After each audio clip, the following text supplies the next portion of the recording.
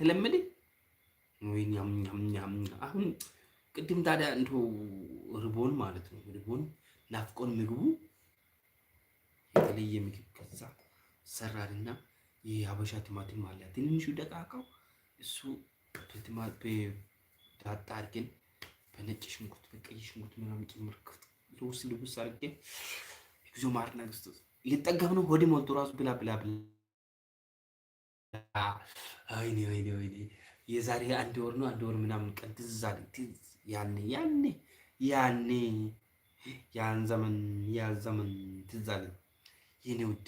አቤት የኔ ውድ እቺ ቃላት በጣም ተናፍቃ ነበር። በህይወት አለሽ ግን በሰላም ነሽ ግን እንዴት ነው ኑሮ? ኢትዮጵያ ኑሮ እንዴት አገኘሽ? እስኪ ንገሪኝ እስኪ። ኢትዮጵያ ኑሮ የምር እንደዚህ ቅዝቅዝ ይላል? ወይኔ በላችሁ። በቃ እኔም ካሁን በኋላ እየተቀጠቅኩ ነው የምጠበቅ።